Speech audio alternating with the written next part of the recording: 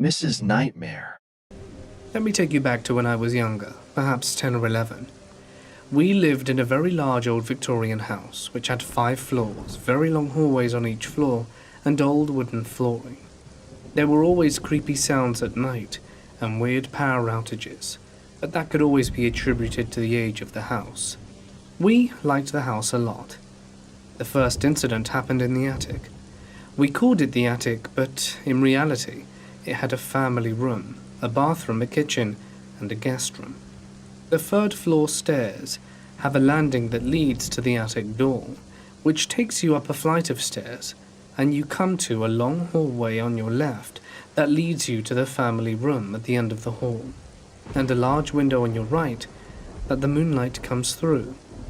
When you enter the family room, there's a spiral staircase that takes you to the top floor, which is just a dark, small room that we never used except for storage. One night, I was playing with my toys on the stairs of the 3rd floor, right next to the door that leads to the attic. We had a cat at the time. As I was playing, I heard scratching in the attic. Not wanting to get in trouble for her destroying a couch, as I'm the one who asked for the cat, I opened the attic door and walked up the stairs to go find her. As soon as I reached the top of the stairs and turned down the long hallway, the scratching stopped and the power to the house went out, which left me in total darkness. I put my back against the window and slid down, and started down the long hallway, terrified and waiting for the power to come on. As I slid down, I heard a very slow thump, the sound of someone walking down the spiral staircase. The sound is unmistakable because the steps are metal. The sound continued right behind the family room door. I heard each step. The steps stopped. The family room door moved slightly, and immediately I felt this rush come over me. I got so cold, and my heart started beating in such a way I felt it actually move my chest. After a few seconds, the door bolted open, and something started sprinting down the hallway at me. I couldn't see a thing, but I felt the movement, that feeling you get when something is near you. I remember that was the first time I ever felt like prey. My heart was in my throat, but I screamed as loudly as I could, and as soon as it got close to me, the rush went away, and the cold left my body. My parents ran up the stairs, and after I told them what happened, they went to the breaker box and came up and looked all around but found nothing. But the handle on the family room door was broken, and the window behind me was cracked. It is possible I cracked it when I put my back into it to slide down, but it was cracked at a height that I couldn't reach with my body at the time. The basement was the worst part of the house. It was one of those dreary, unfinished concrete floor basements. It was as large as any first floor of a house. I mean truly massive. When you open the door, the short stairs look like you're going into a cellar. And when you come down the stairs, you have to walk for several steps in the dark to find the string of light and pull it. Even then, that light only illuminates the immediate area, not the rest of the basement. There are several lights like this the further you go, each one with a string to pull. To the left is the rest of the basement. It goes all the way back, and then there's a cove tucked to the left where the dogs sleep. It's out of the line of sight. Since there's a small window in the cove, it casts this bluish-black light in the morning and night from the moon. One early morning around 5 a.m. I had to go feed the dogs since my dad was out of town. I hated when it was my turn because the basement always gave me a terrible feeling. I would always call the dogs to meet me at the stairs so that I didn't have to walk down the stairs in the dark alone. I called for them, waited and called again. They didn't come and I heard no sound, so I walked down the stairs in the dark and held my hand out to find the string to pull the light. As I reached for the light, I saw movement at the end of the basement near the cove, and my breath caught in my chest. I pulled the light fast, and the bulb popped with a quick burst of light. In that moment I saw a man standing at the end of the basement. He didn't disappear like in the movies though, and I wish he had. In the dark, he was a sliver of moonlight from the cove window. I can still see him standing there with his back to me. He didn't move at all, and his head was cocked to the left in such an unnatural way, at an angle where his neck had to have been broken. He was probably 40 feet away from me, as I stood there trying to force a scream through my throat, but felt like it was locked up.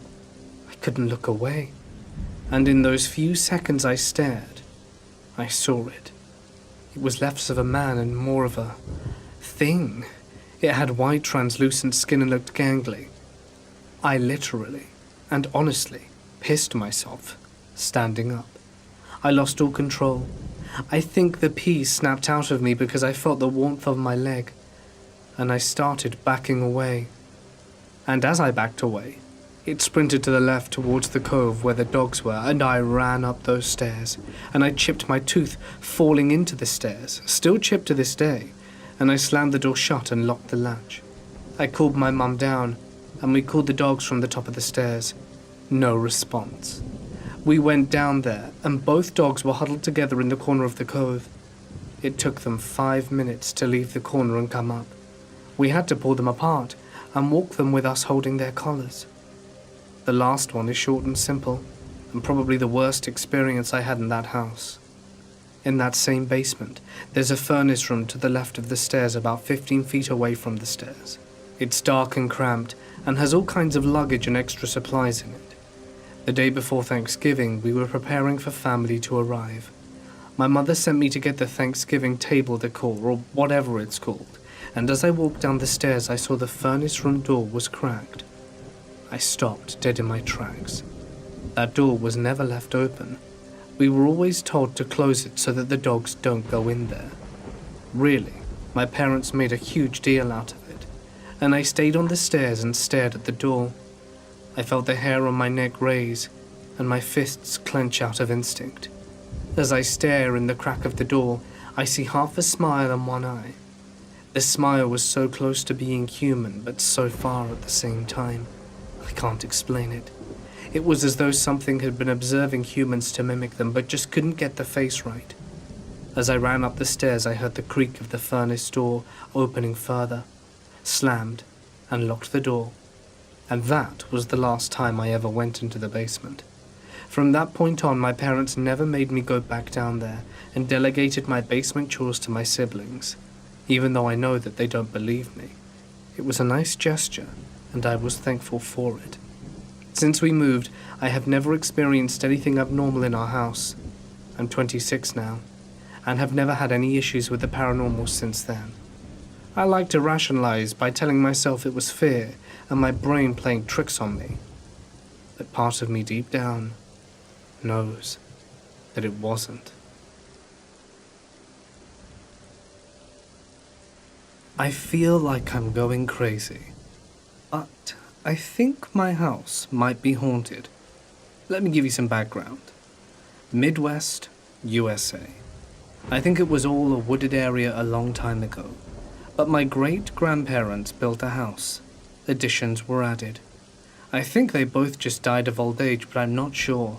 But they gave the house to my dad when he was younger, married my mum, had me and my brother, who's 5 years younger, tore down the house that was here before, and built the house that we're currently living in. That was 15 years ago. I don't know that much about my great-grandparents.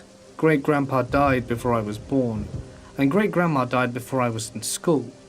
But my parents had a rough marriage. They fought a lot, and I remember getting bad enough that I would get kicked out of the house and go next door to my aunts. They both did things to each other that were not cool, and of course my brother and I got caught in the middle. They eventually divorced. Mom left. Dad met someone who moved in right away with her daughter. But apparently the daughter, who was 2 years younger than me, would try to summon demons and talk to spirits. She allegedly even tried turning the neighbor girl into a werewolf once, but that's a story for another day. Well, I was close with her mum, my dad's girlfriend. I struggled with mental illness and still do, but she helped me through a lot of it. In my freshman year of college, she ended her life within the house. A month later, Dad met someone again. They got married a year later, 2 years after that, and we're in the present day, and they are in the process of getting a divorce. But now that you've got the backstory, let me get into the experiences. My first night back from my first year of college, all my crap was in my room and on my bed. So where do I sleep? In the living room on the couch? At the time I had 2 cats, and there was, and still is, a rocking chair that the ex-girlfriend would occasionally sit and rock in. Well, I was laying on the couch trying to sleep. One cat would be sleeping on my chest, and the other would sleep on the floor next to me. And I heard the chair start creaking, like someone in it was rocking. I didn't feel threatened or anything, but I felt spooked the hell out, and thought I was going crazy. I've been home for almost 2 months now since I graduated college. Dad and his wife were fighting, and she left about 3 weeks ago. After she left, I noticed something happen. We have a 2-story house. When I would be downstairs alone, the chandelier above the table would have a light that would flicker off when I wasn't looking, but come back on when I would look at it. Sometimes I would turn my head fast enough to catch it coming back on, and this happened several times. I didn't have to be home alone for it to happen, but I had to be the only person downstairs. My house also just felt off. I don't know how to describe it, but I always got these bad vibes. Even my fiancée feels it, and notices it when she's over. It just doesn't feel like home. This next part isn't my experience, but apparently things would be moved around in a manner that my great-granddad, my dad's grandma, would move things in a way only she would. The ex felt that the house was haunted 2 years ago. She and I had a conversation about it, and that's how I heard about the things being moved. So I think back to the problem, reflecting on it. I think the problem was that my parents fought a lot. It was bad, malicious, a lot of resentment, but they tried staying together for the kids, which didn't work out well. I've struggled with depression since I was a child, and I've had lots of dark and morbid thoughts. Dad and his ex fought a lot too. Dad and his soon-to-be ex-wife fight a lot. The house just feels like a void of maliciousness, anger and resentment. A black hole that sucks out all things positive. Maybe something has caused this. Perhaps it was already here and we've only made it worse. I think the shenanigans the daughter did, certainly, didn't make matters any better. As for the light, as of now I can't think of anything besides the bad bulb that was somehow in sync with me, but I don't think anyone's changed it. What can I do? Do I have any options? I don't know where to go, where to start. All replies are welcome and appreciated. Oh, and I just remembered. The other neighbor's kid. The neighborhood kids aren't the right term as they live out in the middle of nowhere, but that's the closest thing I can call them, had several experiences with the ditch that runs on my family's property, but on the opposite side of the road. On our side, my aunt had a friend that was a medium. A long time ago, she said she saw something on her side of the ditch that runs between my and her house, and it was described as my great-grandpa digging roughly where there's a big rut that will mess you up on an ATV if you're driving on that back road. I don't know if the friend is still in the area. I think she moved. Nonetheless, all of these things really do scare me.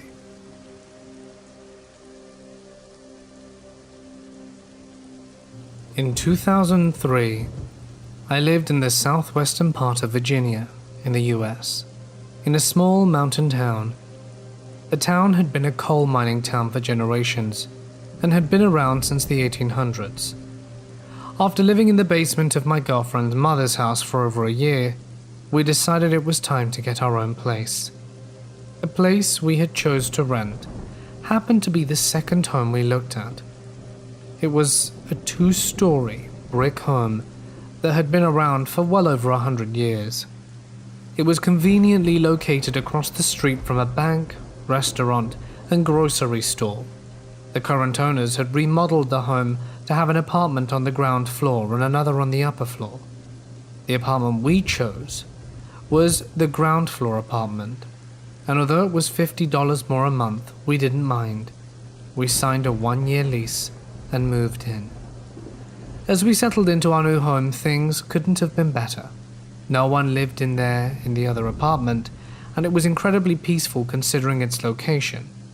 For the first month, things were normal aside from the small little creaks and noises that were associated with the noises of an old home. One night, things changed, as fast as the flip of a coin. Sitting in our living room and watching TV, we began to hear defined footsteps walking around in the upstairs apartment. At first, I thought that someone must be moving in upstairs, and we both got excited to see who our new neighbors were. We decided we should go sit on our shared front porch and wait for an opportunity to introduce ourselves. After an hour or two, we gave up and went inside and bedded down for the night. For the next week, we continued to hear someone walking around but never saw our new neighbors. At this time, I worked a job that had me working various different shifts. One particular night, I got home and my girlfriend asked if I could maybe talk to our neighbor about all the noise we were hearing. I obliged and went to knock on the door. After knocking a few times, no one answered and I gave up. I stepped out front for a cigarette and had a realization that I never saw a moving truck and no new vehicle was parked out front. And perhaps even more strange, the lights in the apartment never appeared on at night. At the end of the second month, as I dropped off my rent to the landlord, I asked about our new neighbors and was told the apartment hadn't been rented yet. I told our landlord about the noises. He said that wild animals must have gotten in somehow and he would stop by and look at the situation. He came by on a Saturday and we looked around the empty upstairs apartment and couldn't find a sign of anything. He told me it must be the noise of an old house, and I just had to accept that. I knew there had to be more going on, but I saw for myself that nothing could be making those noises. Life continued, and so did the footsteps. A few weeks later, we had some friends over for dinner, when the footsteps started again. My best friend started to remark about how loud our neighbors were, and I filled him in on what was going on. He was convinced that someone must be breaking into that apartment at night. With a little bit of liquid courage, we found a creative way to get the door open and went in to inspect. Once again, the apartment was empty, and I was at a loss. We locked up the vacant apartment, and that is when the conversation came up about the house possibly being haunted. And this was something that we would just have to accept. This conversation went on for a few hours between myself and girlfriend and our two best friends. In retrospect, I wish this conversation and exploration never happened, as the following day everything got worse. Our friends got up the next day and headed home. We decided to walk across the street to the grocery store and spent the next hour shopping. Upon returning home, we unlocked the door and walked into our apartment to discover every door and cabinet in the house standing wide open. This sent chills up my spine. From this point forward, we had a routine of checking everything before we left home. Every time we came home, everything was wrong. We experienced doors being opened that were closed, and lights or fans would turn on or off on their own. This wasn't an electrical issue, as the switches themselves would be flipped. The more that this happened, the more concerned we became. But we were under a lease, and although the events were strange, it didn't seem malicious. So, we stayed. As days went on, it escalated. One evening I was sitting in our spare bedroom, which is where our computer is located. My girlfriend comes walking in and asks what I need. Me being confused by this, I ask what she means, and she says she heard me call her name. I told her that I had not called for her, and she accused me of trying to prank or scare her. The following night, I'm back in the spare bedroom, and I hear her call my name. I got up and went to see what she needed. She hadn't called me and again accused me of trying to scare her. At this point, I'm starting to get really concerned, as disembodied voices can't be a good thing. This continued for a long time as we lived there, and it got to the point that my girlfriend would say my name and I would ignore her, as I thought it wouldn't be her at first. For most, this probably would have been enough, but yet we stayed. After about 4 months of living there, we received a knock at the door. I answered and was greeted by a nice lady that was around the same age as myself and my girlfriend. She stated that she had lived there before the remodeling, and how much nicer the apartment looks. We agreed that it was nice, but asked her if she ever experienced anything odd while living there. She quite frankly said, "Oh, you mean the ghosts?" Yes, we were talking about ghosts. She stated that the house was definitely haunted, and she used to contact the ghosts on a Ouija board when she lived there. Then she asks if we would be willing to move into the upstairs apartment and let her have our apartment, as she wanted to move back to the home but couldn't handle the stairs due to her being pregnant. I politely declined as my girlfriend was partially disabled after a car accident, and we chose this apartment specifically due to that. I could tell the girl was disappointed in hearing this, but she was cordial and gave us her number in case we changed our minds or if we decided to move, so that we could let her know. For the next month, things continued. They didn't escalate, but didn't get better either. At this time, the girl who appeared in our door a month ago was back, and she informed us that she was moving into the upstairs apartment and appealed to us again to switch apartment. We politely declined. She proceeded to move in. For the next month, things seemed to be getting better. Neither of us heard the voices, the issues with the doors and lights stopped, and any footsteps upstairs could now be justified. Just as we got used to normal life in the house, the activity started again. But now it was worse than ever. Now we had to deal with all the issues from before, and now new things were happening too. At times, you would feel breathing on the back of your neck, only for no one to be behind you.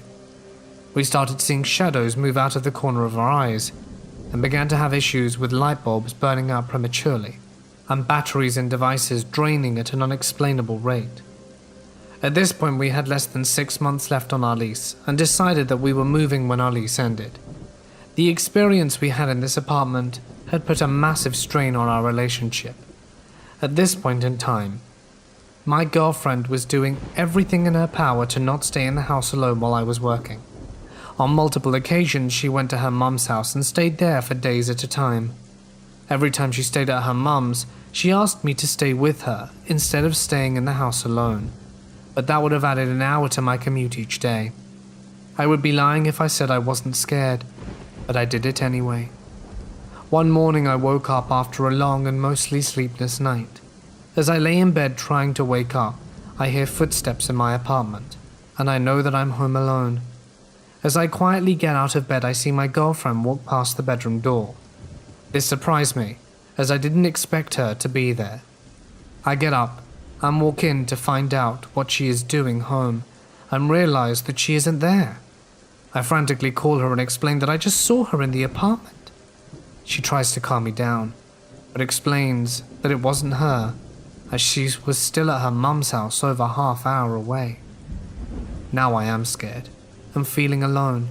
I decided this was too much and appealed to my girlfriend to please come and stay with me. I wouldn't have the strength to do it alone. She declined and said that the ghosts and/or demons don't care about numbers, and to deal with my stress I turned to smoking weed so that I could relax. But it didn't relax me at all. If anything, it only elevated my anxiety.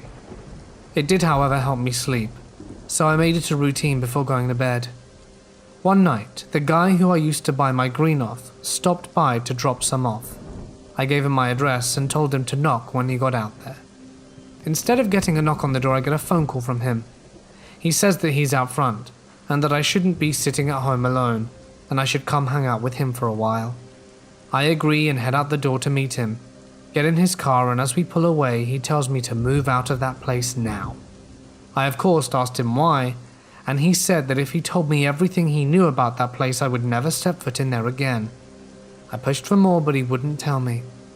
I am now truly terrified, but also curious as to what happened in the house. At this point, I had 2 months left on the lease. I'm spending every night online looking for info about the house. And one night, a guy I work with came by to help me search. I was amazed how much he helped me discover in such a short period of time. We found the age of the house, a picture of the home that was so old the main street in front of my house wasn't a road but instead a railroad track. We also found a news article talking about a fire in the house and the death of the occupant during the fire. Once we found this article and started to read it, we both began to hear the voices of what sounded like 10 kids playing on my front porch. I jumped up to look to see what was going on, and the moment I opened the front door, the noise stopped, and obviously, there was no one there. My friend from work was so freaked out by this he left immediately, and refused to ever step foot in the house again.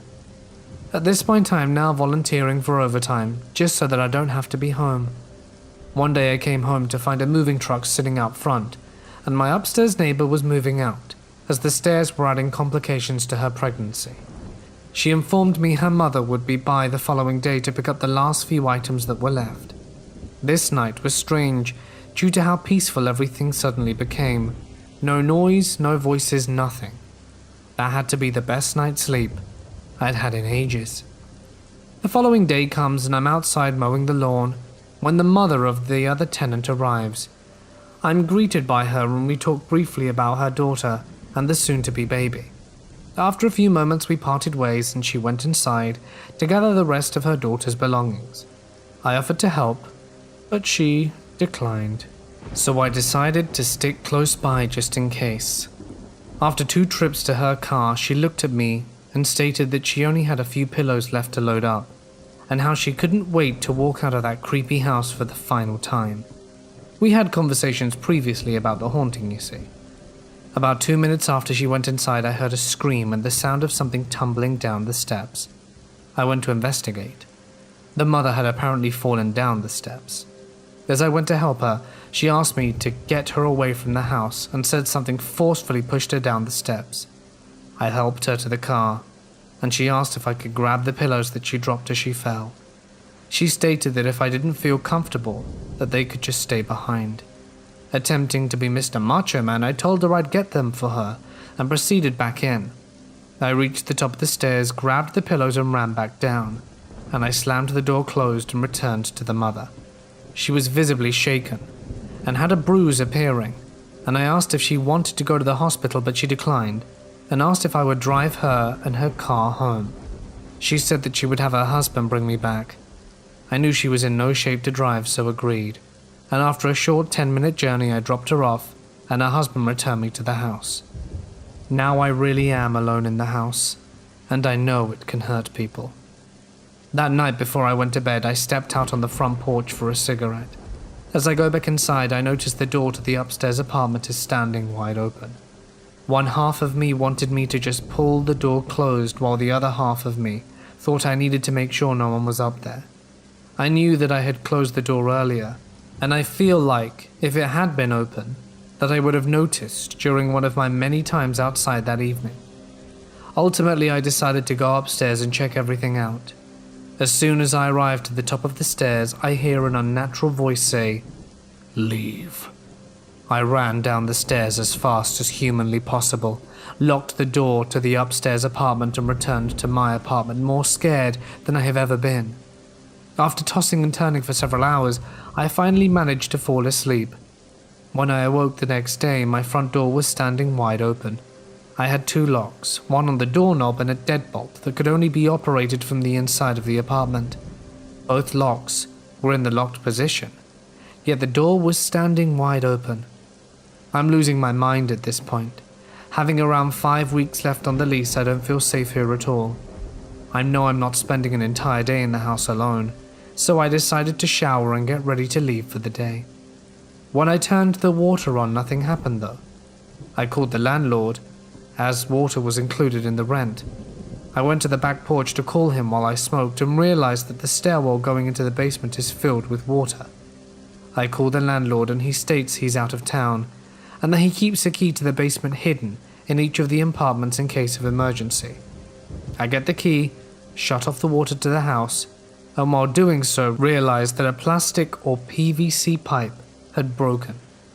I knew I could fix it, so I offered to do so. The hour that I spent in that basement was horrible. Nothing happened while down there, but I was totally creeped out. I got a very strange feeling that I was being watched, or that something was going to jump out and attack me. I finished the job and finally got my shower. I decided to go to my girlfriend's mum's house for the night as I was far too stressed. The following day after I got off work, I went back to the apartment with a realization that I only have a month left in that place. I had dinner that night, sat down and watched TV, and in the middle of my show my TV went black. Then it flashed white, then it all went black. All for the letters D-I-E. This lasted for about 5 seconds and the TV powered off on its own, and then would not switch back on. The following day I dropped the TV off at a repair shop on my way back to work. The TV was just a little over a year old, and after I got off I swung by the repair shop and was informed they couldn't find anything technically wrong with it, but that it wouldn't power on. This was the final straw. The following day I went to the bank and applied for a small home loan that was approved. I only entered that apartment one more time, the day I moved out. The experiences I had there have stuck with me, and although I have lived in many different places in my life, no place sticks in my mind like that one does. I feel lucky that I was never physically hurt, but the mental toll of something like this can stick with you forever.